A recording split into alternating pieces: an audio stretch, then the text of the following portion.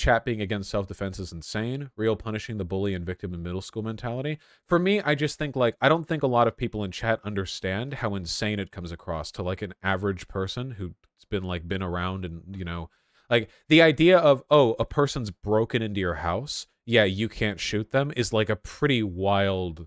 Like, that's, like, the stereotype of the soft-on-crime liberal that conservatives go off about, you know? The idea that they're, like, just accept death. I don't understand why so many chatters don't get that if someone is enacting unjust violence against you or trying to invade your home, their life is forfeit. Not necessarily. Like, I don't... If somebody, like, pushes you, like, on the street or, like, hits you at a bar, I don't think that means you get to kill them or whatever. The problem is there a reasonable threat to your life that, like, you can see in this situation?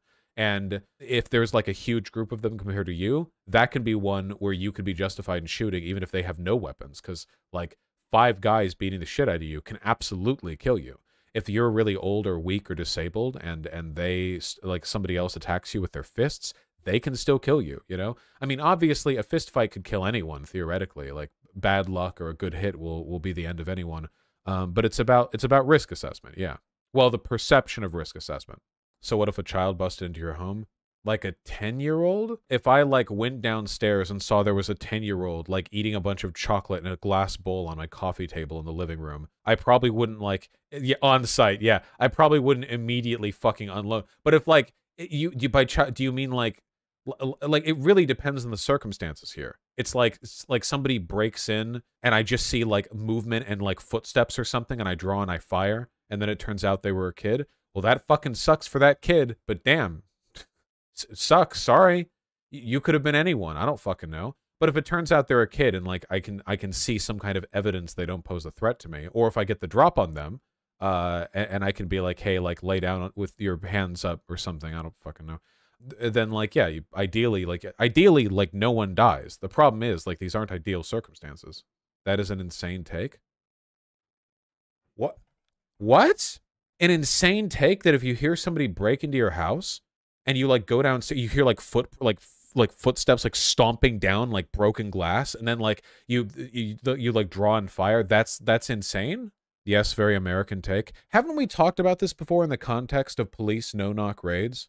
Where, like, it's wild that police will do no-knock raids because if people don't announce their presence, then burst down the door, like, Americans literally have a legal right to start firing. And when I say that, people in chat are like, yeah, that's fucking unjustified, yeah. So, like, random people are not cops. You don't know they're cops when they break in. That's the point of the no-knock raid. That's why it's bad. If they announce they're cops, then you can go like, ah, well, I'm constantly dual-wielding fucking Glocks, but I guess I'll set these down now. But if they don't announce that, you're still holding the Glocks when they come in. Child-sized cops? What are you even talking about?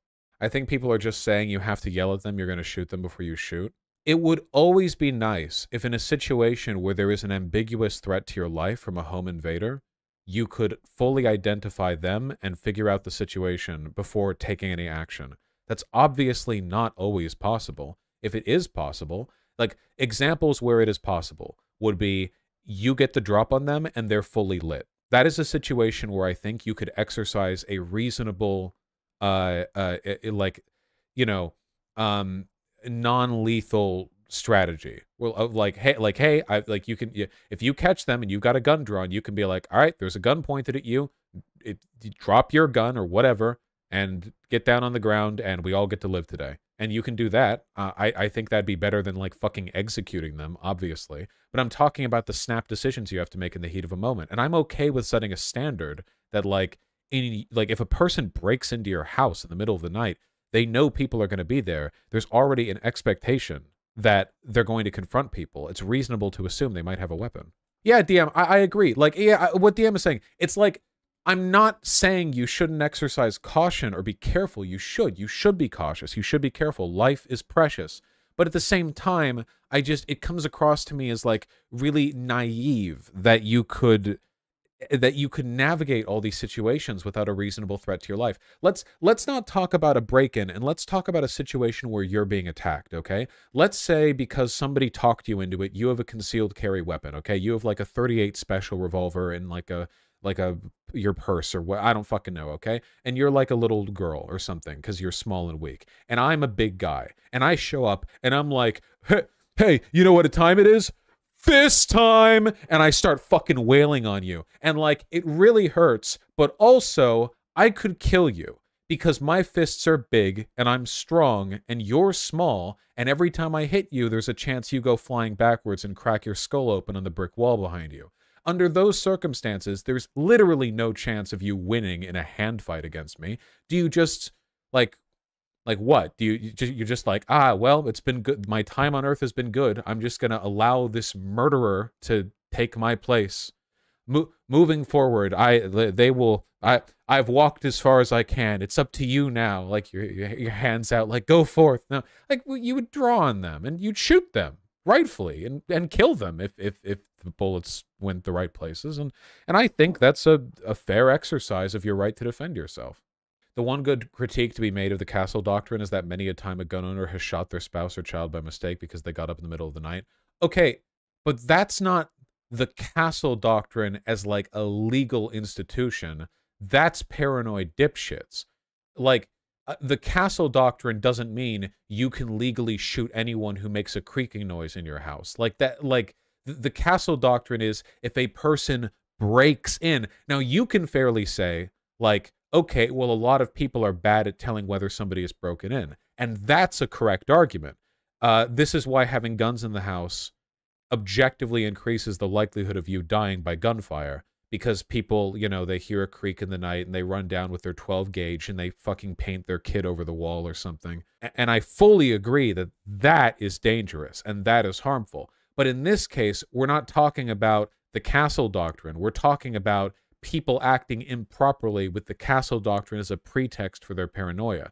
I'm talking about situations where someone is breaking in. And situations where you know that it's not like someone who could be in the house, you know? Like if you live alone or your family's sleeping upstairs, you know, I'm not recommending you hear like a creak downstairs and you run down. But if you hear like furious kick down the door, boots stomping, I mean, I don't think that's a normal thing to hear if you're in like a quiet suburban house, like downstairs, your whole family's sleeping upstairs. Like, oh yeah, it's my Uncle Eddie. My Uncle Eddie who came to my house once 18 years ago and is back. And he's such a wacky prankster with his door kicking, you know, like, well, fuck Uncle Eddie. He's gone. His ass is grass.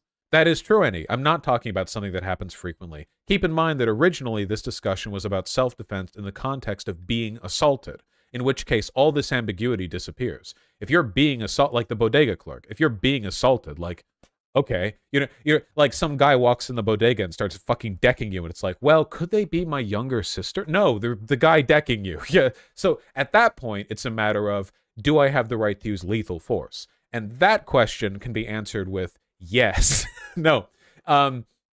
It's complicated, but I do think, you know, obviously legally this varies state by state. I'm not making any legal advice, but morally speaking, I think that a lot of stuff potentially constitutes a threat to your life, and I think it's fair to respond in kind. 3 of your siblings in a trench coat? True.